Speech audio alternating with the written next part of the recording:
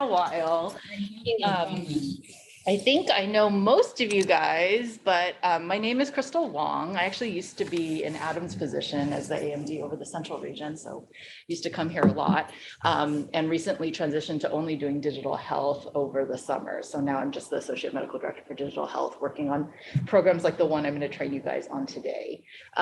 You guys may have heard a little bit about this program already because we did a pilot, and actually Ravenna was one of the pilot sites, so kind of you guys kind of share patients here and there. The Central region is pretty collaborative.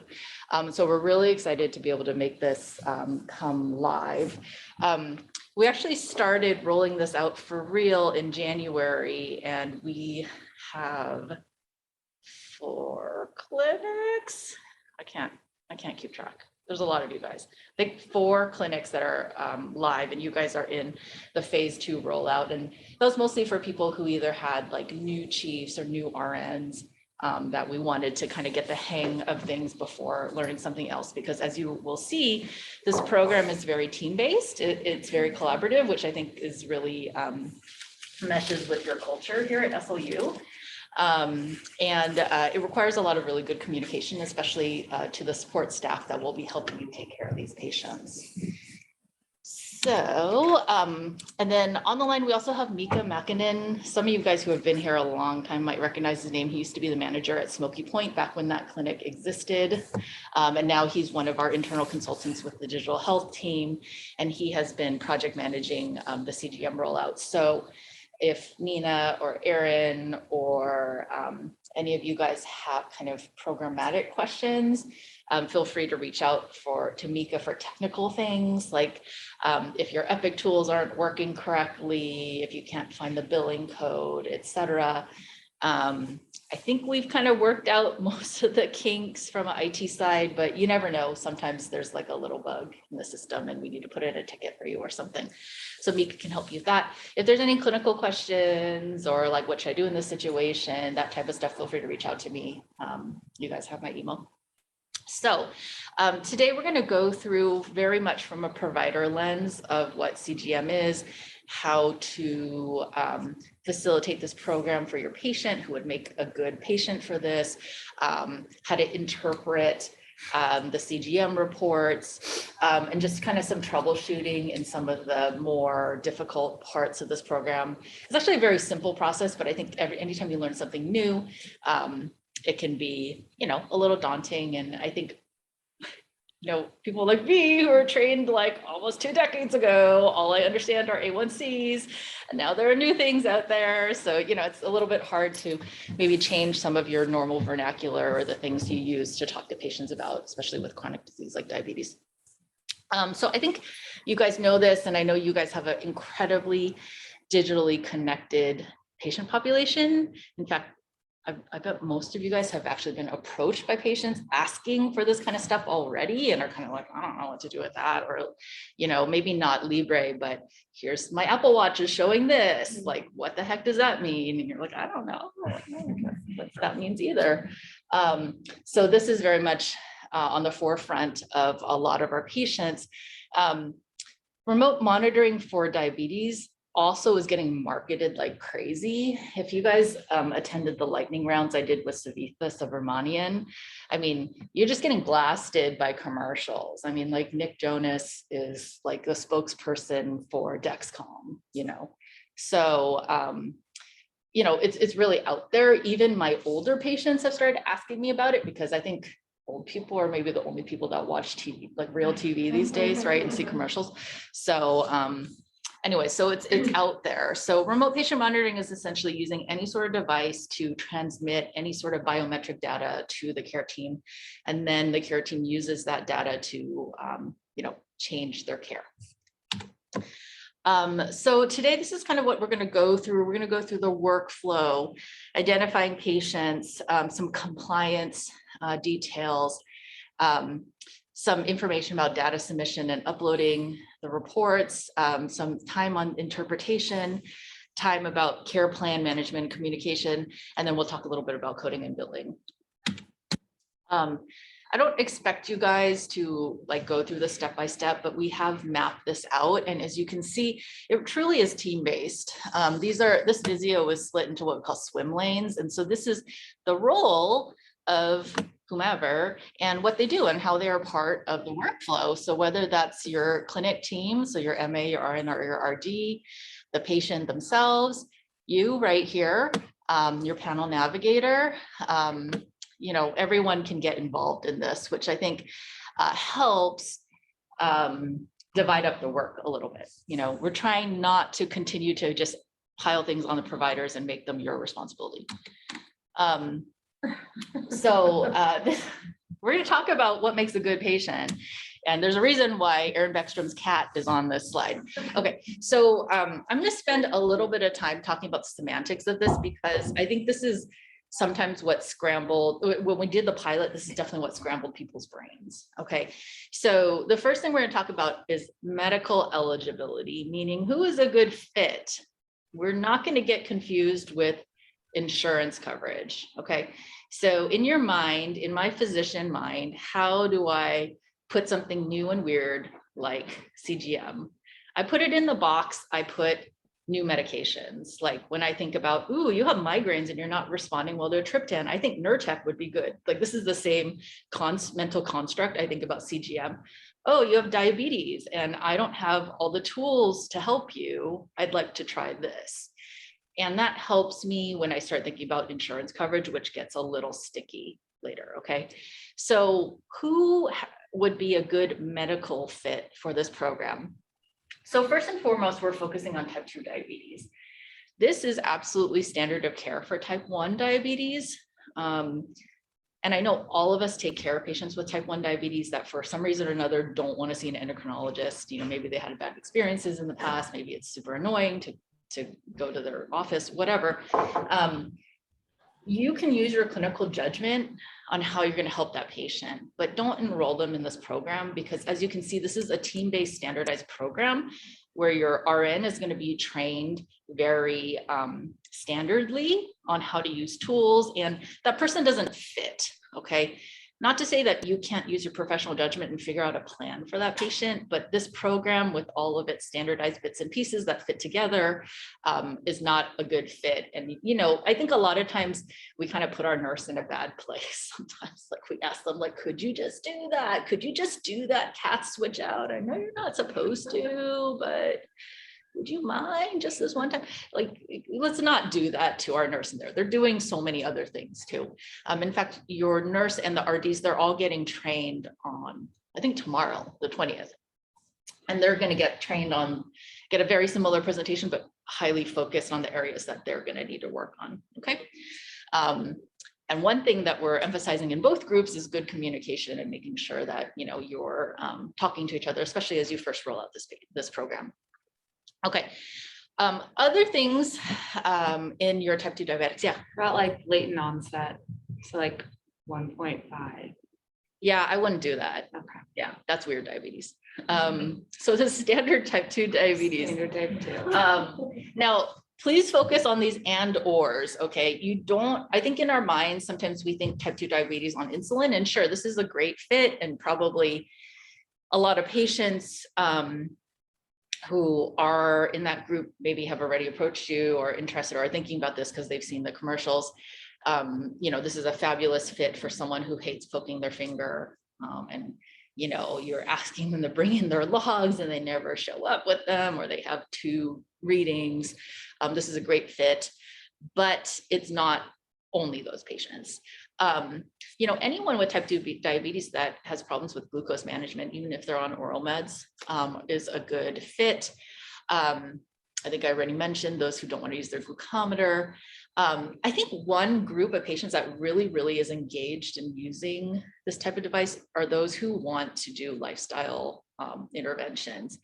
What happens when I increase my exercise? What happens when I cut down carbs? What happens if I do some intermittent fasting? I don't know, like, let's see. So this is a good way to help them get some real-time feedback and maybe help them commit to a routine. It's also really great for people who are newly diagnosed. that want to profile a little bit, because I think traditionally we wouldn't order finger stick glucose monitoring for someone who just got diagnosed type 2 diabetes, right? You would be like, here's some metformin, see you in 3 months, you know? So this is a good in between.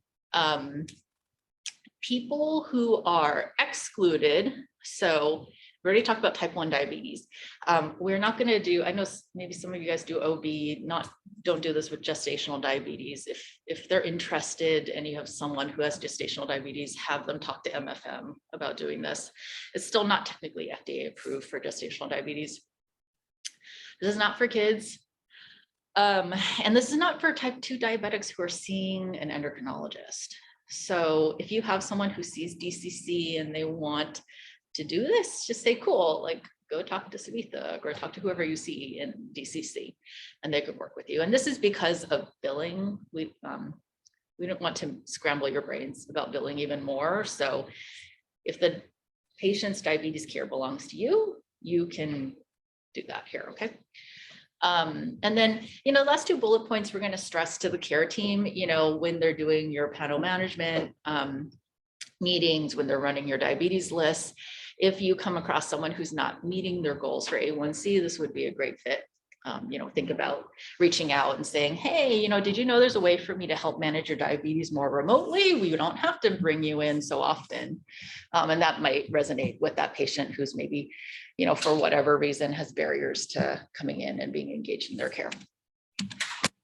Okay, so now let's talk about insurance coverage. Yeah. I get a lot of patients that come here because they want a referral to the diabetes clinic and their A1C is out of control. Yeah. 3 months until they're able to get into the diabetes clinic at best sometimes. What if I start this and then once they're at the diabetes clinic, then I just message the endocrinologist, say, yeah, totally. I would say, you know, if this is in your framework of I'm starting a med and they'll take it over, same thing. And DCC, let me tell you, DCC uses this so much. They bill out, and I know this because I've been watching the reimbursement. I get the UWP reimbursement report every month. They bill out almost $300,000 of charges of CGM remote monitoring a month. Wow. At DCC. So it's not like they're going to be like, oh no, you know, whatever, you know, like, yes, please. Like in fact, when they show up, they're probably going to be like, you should really use this device. In fact, I don't think I have this information in this deck. I think it was in the overview leadership training deck, but in our pilot, in our patients that were enrolled, 100% of them hit what's called GMI goal, which is the calculated A1C. And that's like insane. You never see that. Like, I mean, like that's why our goal for diabetes is what, like 876.2 or something like that, right? Because we never expect you to get 100% for these metrics. Okay, so insurance coverage. This is fluid, this is changing. CGM is becoming much more standard practice. In fact, almost is standard of care for type 2 diabetes as well. So I expect this is going to get a lot less complicated. Think of it like Crestor, right? For a long time, it was like, there's a great statin, but it's super expensive. So similarly, this is going the same way. However, this is current state. Hopefully I can stop talking about this soon. For commercial insurance, your Regences, your Primeras, your uniforms, like those types of people that we usually don't worry about things anyways, is completely covered just with the type 2 diabetes diagnosis. Whether it's, oh, your A1C is 6.5 now, congratulations, now you get your urine dibs. That is fine, they'll cover it. For Medicare, they are requiring TID insulin, quote unquote, needs frequent insulin adjustments, however you want to diagnose that medically. And then Medicaid is by far the worst. They also add in this, you need to be prescribed, not that you're doing it, you're prescribed at least QID chem sticks. And I'm going to show you a list of some standard dot phrases we built for this program. We have that language impregnated in there. If you have a commercial insurance patient, you can just delete that whole block, but it's in there so that the prior auth team, if they have to help you get this covered for patients, they have it stamped in the chart so that when they print their chart notes, it has everything they need in it. So anyway, so if you don't need that language, just delete it out of the phrase, okay? However, let me just tell you, this stuff is not that expensive. Actually, if you went to the lightning rounds, me and Savita spent a little bit of time like talking about this. And sometimes it's just too much of a headache for the patient to go through this. Even if they meet all the criteria and you could get it covered for them, they may just be willing to shell out like $35 because literally that is how much they cost if you're kind of a good online shopper. So if you go to GoodRx, you can see which pharmacy has it the cheapest. I think recently CVS had 2 sensors, so 1 month of sensors for $35, okay, cash. And a lot of people can, you know, afford that, especially people who are kind of digitally minded. This kind of resonates with what they want anyways. They can also get a coupon from Libre. I had one patient who was a Medicaid patient who wanted to do this, and she got a coupon, so she got 2 free ones. But that just kind of, you know, it's just like a sale, right? Sometimes it's there, sometimes it's not. So They're not covered at all, roughly? How much are they costing? if they're not covered, I believe they're like $150 for 2. Okay. So, but you know, if they're going to pay cash, like shop around. And I think the key thing, if they do want to like go to their local pharmacy, they need to make sure that they tell the pharmacist to run it like without insurance. Otherwise they get that crazy cash price, right? That, you know, how pharmaceuticals are so messed up in the United States. So anyways, and then a reminder that the codes for your time, like you billing out interpretation of the report, or your nurse billing the time that it takes him or her to, you know, process all this stuff, that has been uniformly well covered. In fact, we have not gotten any denials from Medicaid or Medicare or private insurance. So that stuff is fine. It's just really getting the equipment. One reminder, I think I have it on a slide, but I'll just say it now too. Actually, let me say that. I think I have it. So let's talk a little bit about consent. So you do have to consent the patient for this program because people will be billing things on your behalf.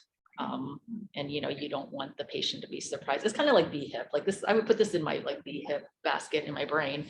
You know, you're going to get a bill when the nurse spends an hour doing your stuff and reaching out to you, and you know, that kind of stuff. So there's a consent dot phrase, RPM consent. We try to make that easy because we are planning on rolling out more types of RPM, especially blood pressure, and that will be our next one. So don't be surprised when I'm back here to talk about blood pressure. But so that is kind of like a everything in one basket consent for RPM. And I think most of you guys are going to do this in an office visit, you know, whether it's telemedicine or whether it's in person. So you can just blow that into your note. However, you can also do this via like what we call asynchronous communication. So, you know, I think similar to, you guys are probably like consented someone for like an e-consult, like on my chart or something like, oh, I got your CVC back. Can I send a hematology e-consult to interpret this? And then you wait for the patient to say yes, and then you put the consent in. Or sometimes I know I do this. I forget to put the consent in for BHIP, and then I have to do it on my chart. So similar, you just have to make sure that the patient has consented, like has typed in, yes, please order that into my chart, okay?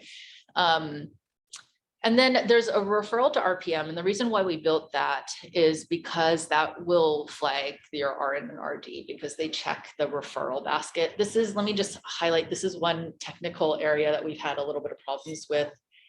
I don't think you guys are going to have problems with it. It was been mostly the Northwest hospital clinics, I think, because we're still kind of catching little doodads that were missed in the integration.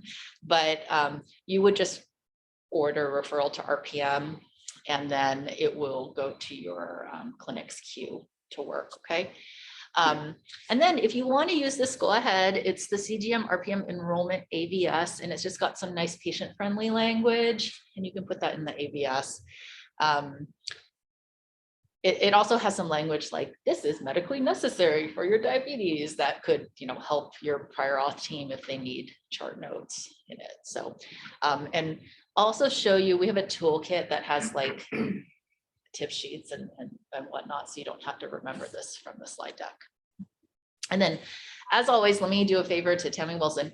Always CC your chart to your RN or the RD. I think you guys are probably going to have a combo helping you, so you might want to CC it to both of them, because I think they're probably going to be tag teaming. So just make sure you're sending the chart. So not only do they get the referral in the in-basket queue, they also see your chart that has your specific diabetes plan for the patient in it, okay? Crystal, Yeah. excuse me, what is RPM? There's all these acronyms. Yeah, remote patient monitoring. Okay. Yeah, this first slide right here. Yeah, remote patient monitoring. Okay. So, all right. So, okay. So ordering the device, you got to the point where you say, you talk to the patient, they want to do it, you put in your referral. This will also probably happen in the visit. You order it like a medication. The only thing that's weird is Medicare, this is covered under a DME benefit, but so you could type in that order to DME and type it in, blah, blah, blah. For me, what I do for these patients is I just order it like a med, but I print it instead of ERXing it. I'm sure you guys have done that before. Some patients like still request paper prescriptions, right? That way it looks like a prescription. You can put your hard signature on it and you give it to the patient. You say, give this to your medical supply company. So this to me, it's like ordering like TED hose or ordering like diapers for patients. This is like in that framework of mine for Medicare. Otherwise, everyone else, it's literally just like a med. It's just like ordering their glucometer. In bold down here, and let me just say, this is a little bit of a rarity because again, we're already kind of cherry picking patients who are like digitally minded, but if they have like an ancient iPhone, like an iPhone 3 or something, the LibreView app doesn't work with that phone, you know? So there, you can put a prescription for a reader, which is just like a little, it kind of looks like a glucometer, and they would use that instead of their smartphone to scan their sensor. And these are the Epic orders. Don't worry about it, but if you just type in Libre in there, it'll pop up the sensors. And just know that we're using the Libre 2, which is the newest one. The old Libres are also in there, but the Libre 2 is the one that works with both a reader and a phone. So it's just like the most, the latest edition, let me just say that. And no Dexcom. Yeah, so the Dexcom is much more complicated. It's a different platform. It's okay. I was just Yeah. In fact, DCC tries not to use Dexcoms too. Cool. They do use it sometimes for type 1s because the difference between Dexcom and a Libre, and Libre is actually working on this, but the Dexcom is real time. So you don't, the Libre, you have to scan it and you have to remember to do it every 8 hours. Whereas the Dexcom just automatically sends. So there are some like type 1s that are using a Dexcom in conjunction with like an insulin pump, but it's not really conducive to a primary care setting. Yeah. So, but Libre is actually working on a real-time Libre. Of course. So anyways, we'll probably switch to that at some point, or we'll have to think of something like Medicare only covers the old one where you have to scan it, and private pay, whatever, you know, those things that we have to deal with. Okay, so what happens when you magically send the referral? It goes to the care management work queue, your RN or RD gets it, they check and say, cool, Crystal sent in the patient. Let me look up this patient, see what the heck she wants to do. And did she remember to do things? Did she remember to consent the patient? Did she remember to order devices? Did she remember to do X, Y, or Z? Oh, she didn't. Let me send her a message like, hey, Crystal, can you remember to order the device? And then if everything's done, they will reach out to the patient. You know, hi, Mrs. Smith, I'm calling on behalf of Dr. Wong. I'd like to get you scheduled for your CGM intake. Did you happen to pick up your device? Did you happen to pick up your sensors? You didn't. Why? You know, and help troubleshoot that. And once this patient has all their stuff, they will schedule them, and it has to be an in-person intake because the billing code is for teaching the patient how to use the device. So they'll bring the patient in for a face-to-face visit, teach them how to place the sensor, teach them how to sync, go through some troubleshooting things with the patient, and then, review your plan that you had for the patient with them. And then once they're actually, let me wait on that slide. Once they're actually, everything's good to go, they will start collecting reports for you, and you will get those as a CC chart. I know there's lots of things hidden in there, but it's very similar to BHIP. You get a CC chart that says, hey, Crystal, here's the latest report. It'll have a link to, so you can click it and pull up the report. It also has, we have a dot phrase for the RNs and RDs to use that puts like the core metrics in there, like GMI, time in range, lows, things like that. And also there are any changes like, hey, here's a report, but your patient was on vacation and they didn't adhere to their diet, so it looks kind of wonky. So that's what you will get in return. And the RN will get to spend, we'll get to bill out all that time that it took them to go into LibreView, download the report, scan it into Epic for you, blah, blah, blah. All that's billable time. I'm not going to go through, yeah. Is the intake appointment, is it okay to do over telehealth? No, You have to do it in person. it has to be in person. Okay. Yeah, I know. It's like a strange, it doesn't seem to fit. Like, why are we doing a remote device? But that is how CMS wrote the code. So that's how we have to interpret it. Maybe that'll change, but for right now, it has to be in person. So this is a little bit about the prior auth workflow.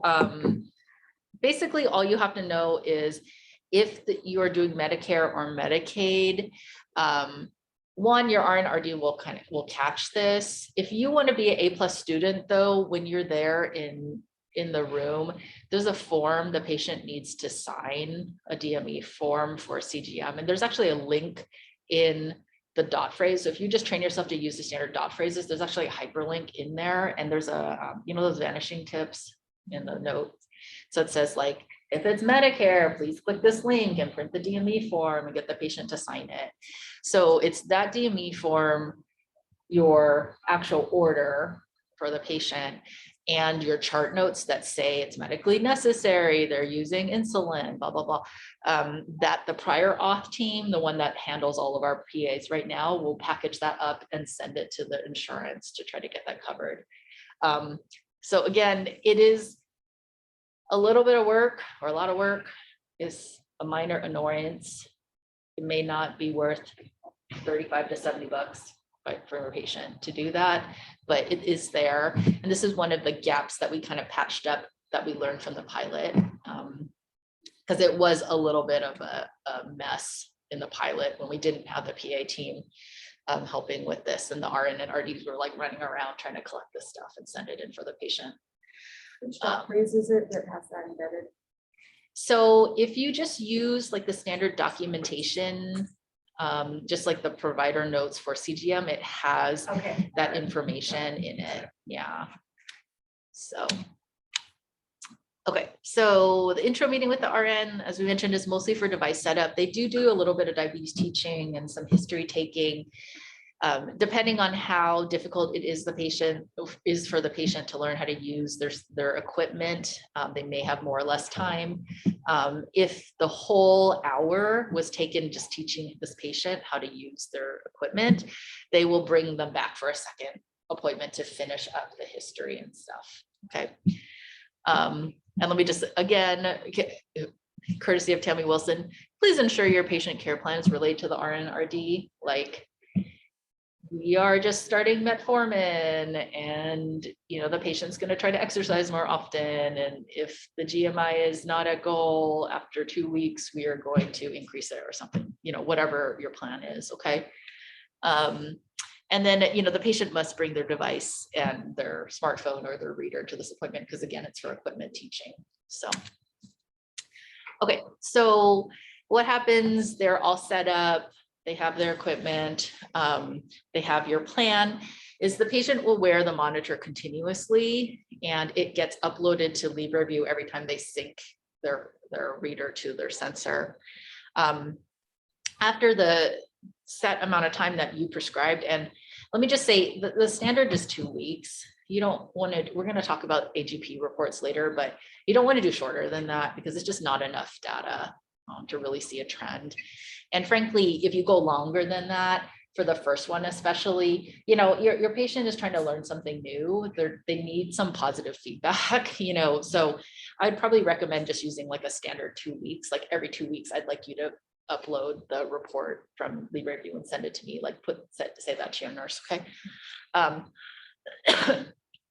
So they log into the LibreView portal and they're going to do a few things. So the whole report will get scanned and it'll be in the media tab. It'll also come in that CC chart to you. So you can just click the link out of the CC chart, but that's where it's going to live. So if for some reason you want to go back and look at every LibreView report, you probably want to go to the media tab and just kind of look at the dates and click them in there. In the note, however, they will put the key metrics, so the GMI, the time and range, hypo events, and then, you know, a small blurb if there's any weird things that happen in that time frame. We actually got a new diabetes flow sheet turned on as well, and I'll show you a screenshot of that in the next page. And this is so you can actually trend the GMI. So if you have someone who's going to be on this a little bit more long-term and you want to see the GMI, kind of like how you would trend A1C, you'll have to use this flow sheet because that's the place where it'll be captured in Epic. And then, yeah, the RN will message you and you'll get this full packet. So this is the diabetes flow sheet. We've had some questions about like, where do I find this? So if you go to flow sheets, I don't know if you guys ever use that tab, but a flow sheets, and then you have to type in this into this little, see this little search thing, diabetes MA note, and then you'll get this and you can see it'll have the GMI time range and time below range in it. And then if you have patients with multiple columns, you'll have all of those kind of trended in there and you can just look at it and then just star it afterwards. So you don't have to type it in every time. So it'll just show up when you choose flow sheets.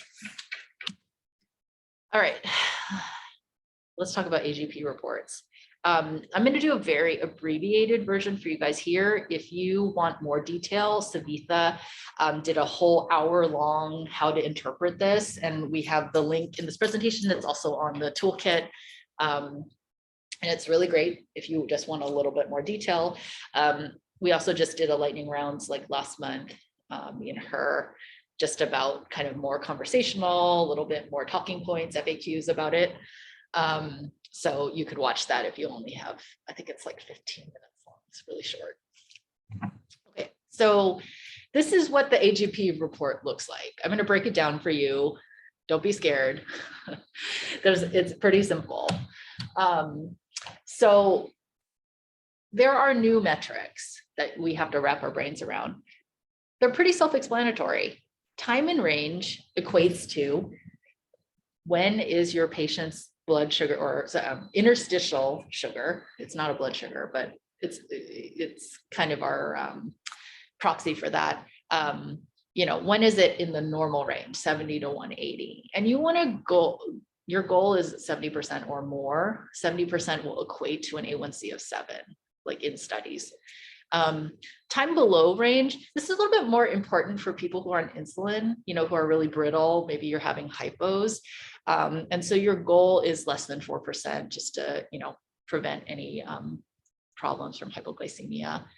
And then obviously time above range is your percent above the time in range, okay?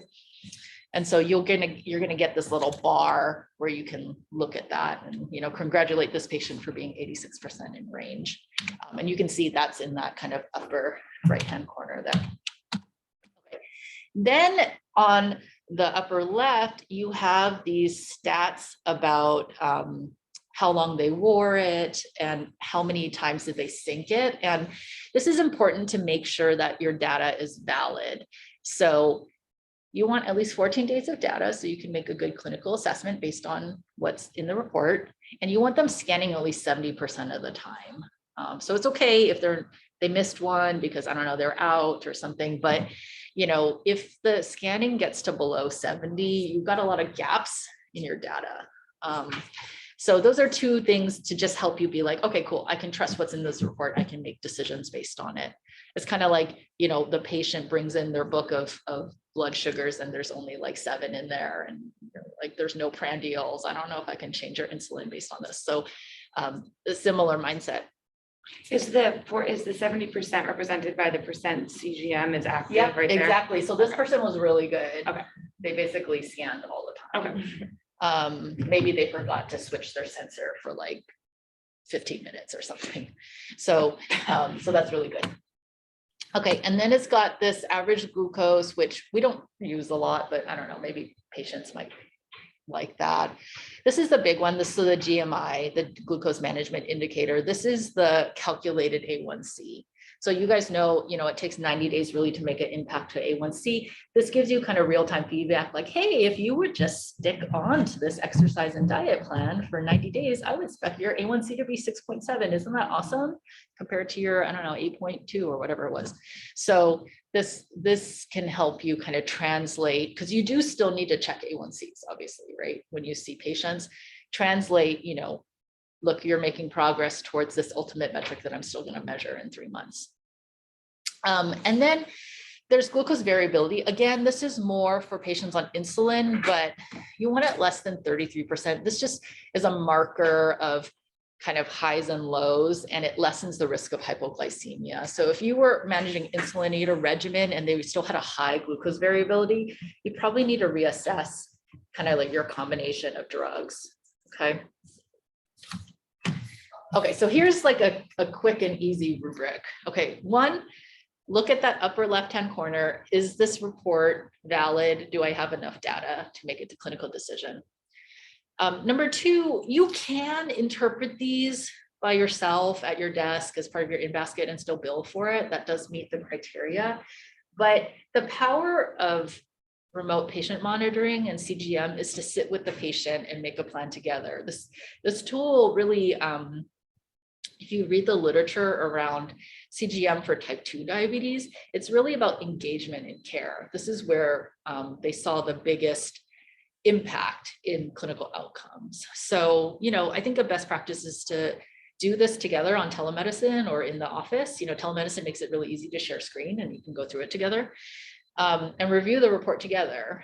Especially if you guys remember this part right here, this actually gives you the timing of the highs and lows. If you watch Savitha's presentation, she goes into this more detail, but I think it's kind of interesting to, talk through a pattern with the patient, like, hey, what happened Saturday?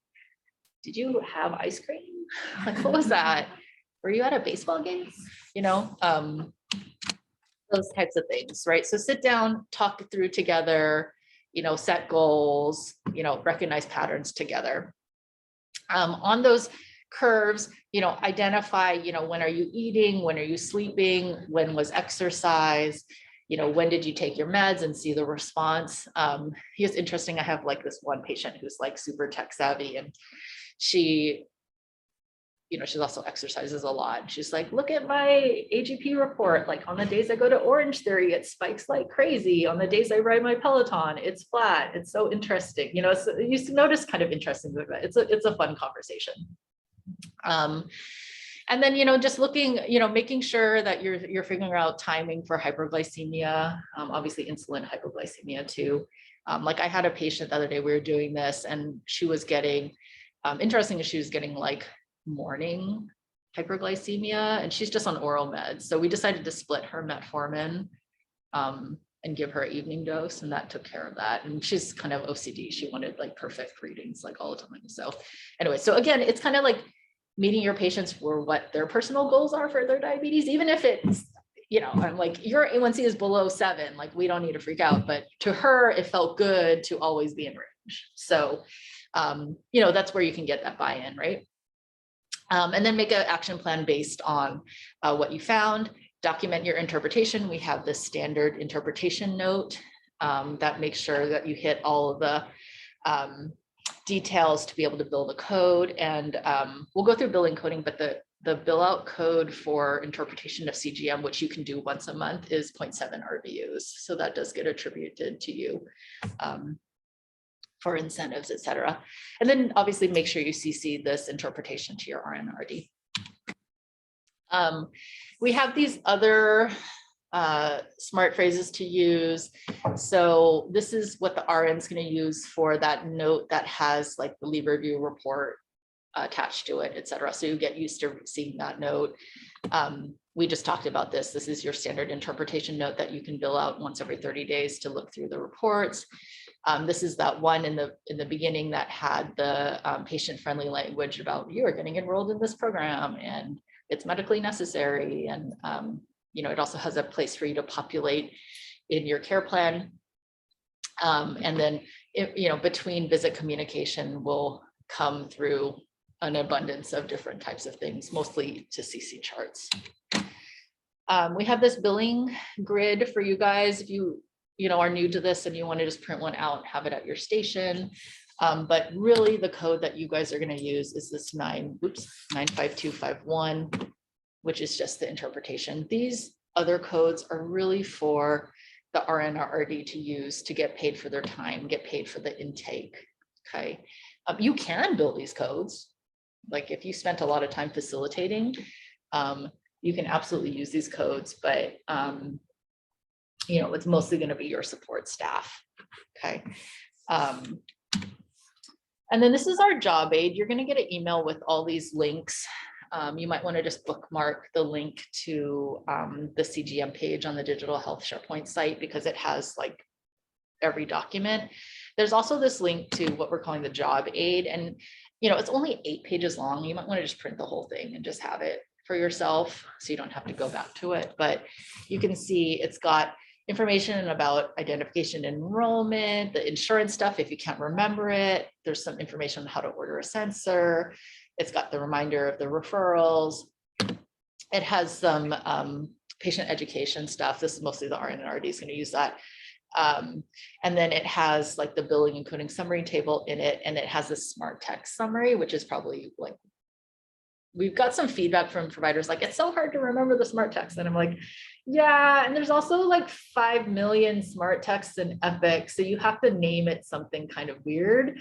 Otherwise, you're never going to find it. So just, you know, speed buttons or like keeping this list here, or, you know, you use it enough and Epic remembers you like that one and it floats it to the top. But, you know, I'm assuming the RPM ones were made for this and the CGM ones already existed. Is that right? The .cgm and .cgms were not system smart text until we went live with this. So for the pilot, people who were piloted just had to remember, we had to share them manually. Yeah. So now these are all system smart text. So they live for everyone out there.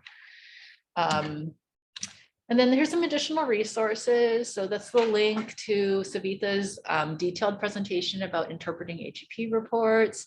That's the link to the SharePoint site that has all the master documents, including the PowerPoint slides for all the presentations, the RN presentation as well.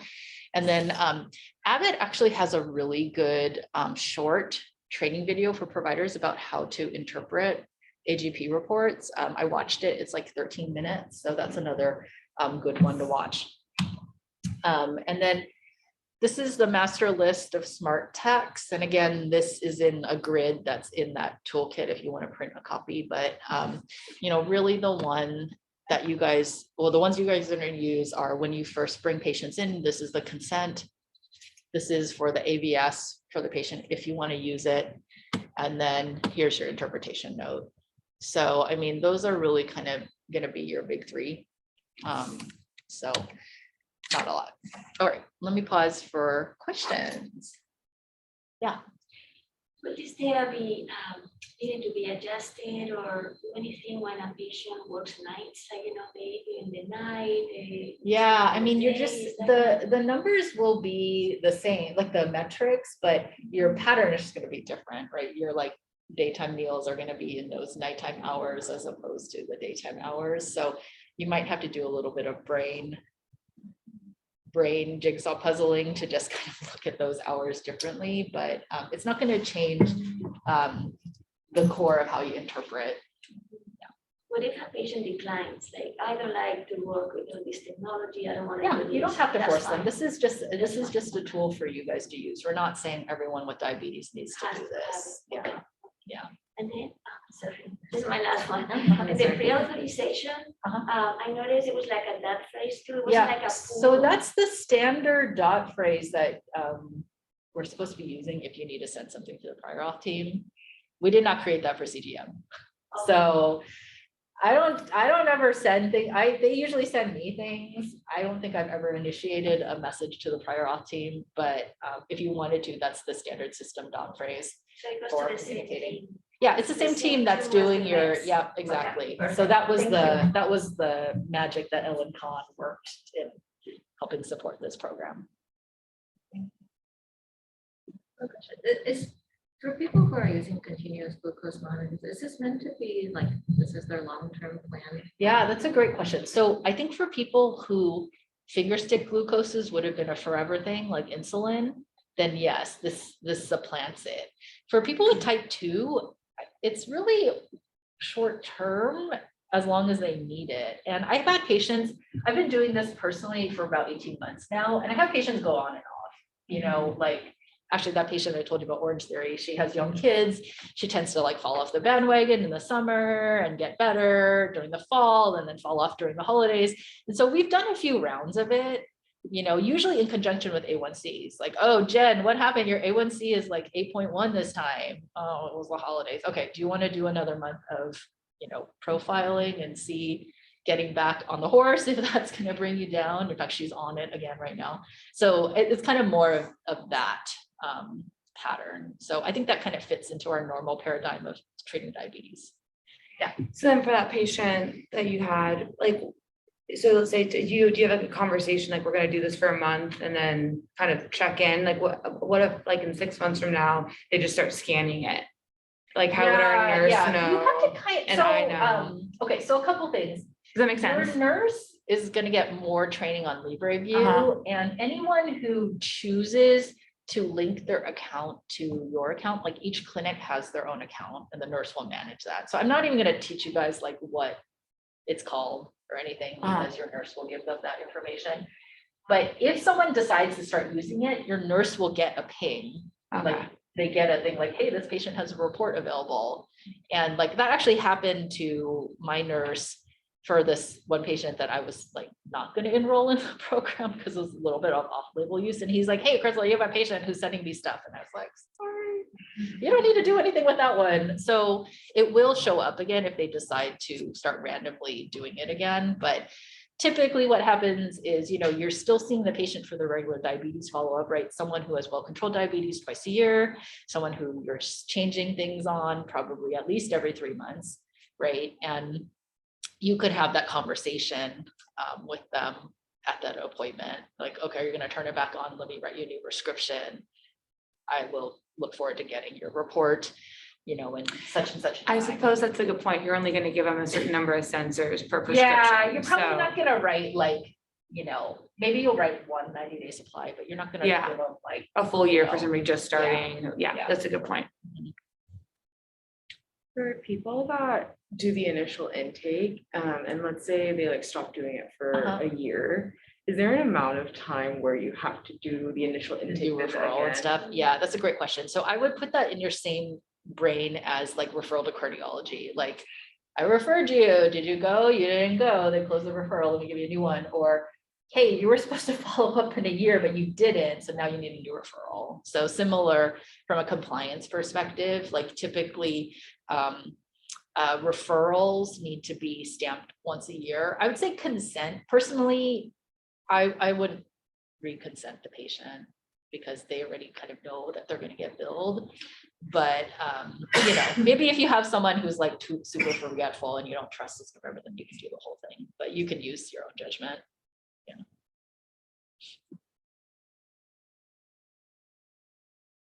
Other questions? I think it's one of those things that, you know, probably more questions will come up when you first try it, in which case feel free to reach out. Yeah.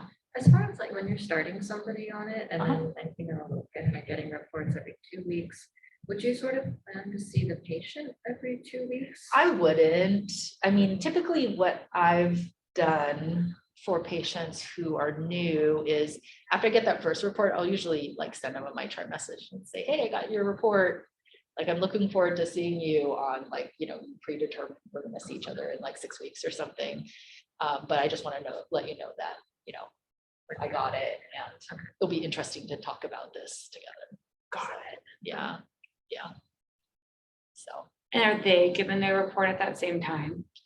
They can get it anytime. Okay. Because when you activate it on your device, number one, you can get an AG report on your phone, but they can log in. And Okay, take a look at the numbers. And in fact, most of them have. Okay. In fact, most of my patients who, let me just say, most of my patients who want to do this are pretty engaged in their care Yeah. and a little bit on the send you a lot of messages side of things. Yeah, And definitely, when you get that hyper engaged person who's like, I got my first report, I have a question about this, feel free to be like, that's awesome.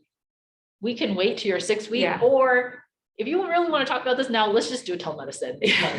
And we'll talk through it. I'm not going to change anything for you right now, just FYI, but if you're so interested, we can talk about it. So that's probably a good rule of thumb. Just like set a follow-up in a more appropriate time to like make medication changes, and just anticipate if you have someone who's super into it, that you might need a little bit of like ad lib, like a la carte telemedicine in between. So.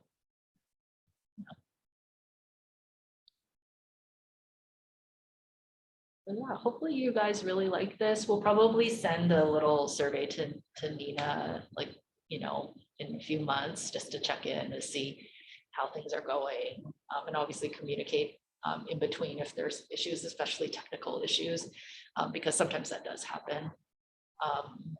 And so just for your guys's knowledge, so Ballard and Ravenna are both live too now. So for like neighbors and like sharing patients or whatever, they'll be able to handle it too. I think the only, oh my God, my brain is scrambled. What other clinics are in the central region though? Because that changed. No more Shoreline. And yes, Fremont is not live yet. So just FYI. And GIMC is going live in this wave too. So. Is there any like target or metric of success or anything, we should just know about that you're tracking? Yeah, that's a really great question. And I just actually talked through to the regional leaders at our telehealth ops work group actually just a couple of weeks ago about metrics. So I think we're going to look at number of referrals, and that's just coming from the referral part. There's no target. We're just kind of interested in seeing it. Yeah. We're going to look at reimbursement, obviously, more to, not that we think that this is going to be like a money sink for us, but mostly to make sure that patients are not getting unexpected bills from it. And as I mentioned, we've done 2 pilots. We've done CGM and we've done hypertension. We haven't had any surprises, nor have we had any patient complaints, which is like kind of amazing. So we're going to watch those 2 things. And then obviously we're watching diabetes metrics to just kind of see globally if this is helping your clinic. We're not going to actually isolate these patients, although it'll be kind of interesting for you guys as like a personal experience to see, are my patients who are doing this getting better? But we're just going to watch the global diabetes metrics and see if by rolling out a program like this on like a widespread scale, this actually brings everyone up, and then, obviously we're interested in patient experience and provider experience. There's no like automatic way to do that. So just expect either rounding from Adam, when he comes to do your provider forums, or, me spamming Nina with an email asking for check-in, et cetera. I do think like people like me who are kind of hopeful for systemic change in how we practice, moving things less out of fee for service, moving less out of the patient visit and more reimbursable time between, because we do so much between visit. I do hope that we show that these programs pay off both in direct revenue, cost savings, and improve metrics, so we can, retain some of the like incentives from our value-based contracts. And then maybe we can actually use that money to kind of shift how we're practicing, shift the makeup of our staffing, maybe get more RN time if they happen, if they're actually revenue generating. That's obviously where my mind kind of goes for the future. But for right now, like, don't feel pressured. We are not like SLU needs to have at least 20 patients enrolled, or we're not doing anything like that. It's really supposed to be a program that's really just kind of helpful for you guys, a helpful way for you to engage with your patients, a helpful way for you to maybe do pandemic medicine, which, I mean, who knows when this is going to be over. Because all the visits can be virtual except for that one, right? Yeah, cool, exactly. Yeah. When do we bill? So in what encounter do we bill that code? Yeah, so it's when you do the interpretation. So When I get a CC chart that has the report. yeah, and so then- you can decide how you want to bill it, Margot. So you can bill it once a month. So you can bill it at that 2-week time, but that means the next time you get it in 2 weeks, you can't bill that one. So for me, and I'm also like terrible at remembering when I build something. So for me, the way I do it is I bill it at that predetermined visit I have with the patient to change their X, Y, and Z. I don't do it like in the in-between because I'm just not going to remember. So if I'm not going to see the patient more than once a month, which I would suggest that you don't do that for like med changes anyways, I usually just, the visit where I'm actually going to sit down with the patient and look at the report together, I'm going to bill that in addition to my E&M code for the visit, because you can do both. So I can bill my 99214 and then I can bill this on top of it. Okay. And then that just helps me not have to worry about it. Epic, frankly, right now does not have a good billing module for CGM. I don't even think they have one on the horizon for calculating time. This is super annoying for your RN, just FYI, because he or she is going to have to manually track their time. In fact, we have like a little spreadsheet for them to like have the patients that are enrolled, and like I build this one on this date and then I build this one on this date, because we don't have an automatic module yet. So you can say thank you to your RN for doing that for you. Is there a reason if we're really only billing it if we want to be extra and like just look at stuff while in between, but not bill for it, then we can do that. But Yeah, otherwise that's why there's that quick blurb from the nurse. So personally, I don't open up the report when I get the 2 weeks. I just look at it, I'm like, GMI look fine. If the GMI was like 15 or something, then maybe I would click it and be like, what the heck is going on?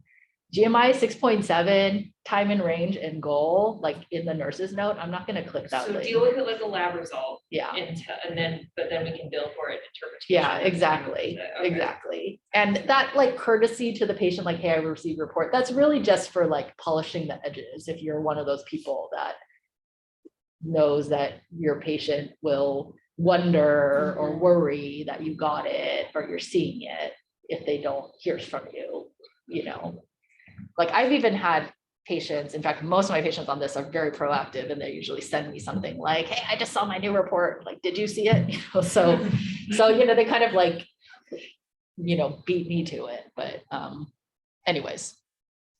I have a couple more. Yeah. Have you seen that like people end up referring to endocrine more, or where's the I don't trigger? think we have enough data yet. I would have to say though, in general, the people who are getting enrolled in these programs they probably would have done okay without the program. Let's just say they're newly diagnosed, they're mild diabetes,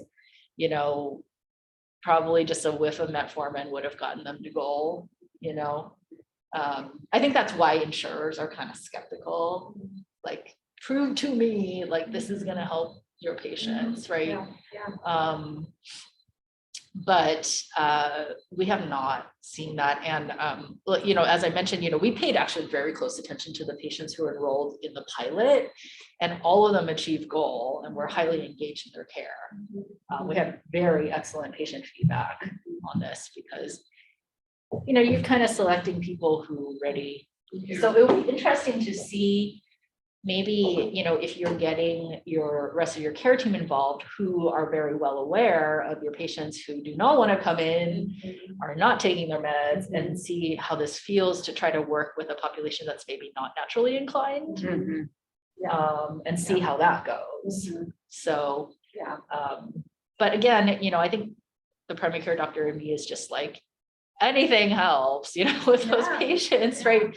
Just having another option, who knows, maybe 1 out of 20 of them would be willing to try it, you know, and maybe bringing A1C down from like 12 to 9 is better, you know, I don't know, you just kind of don't feel like you have to be perfect all the time, let's just say.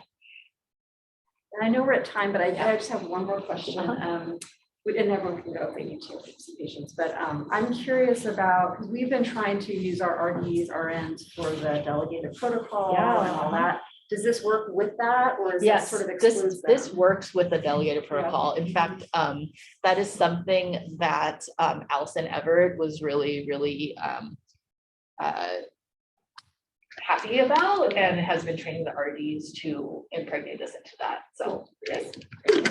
Thank you so much, Crystal. Yeah, if you have questions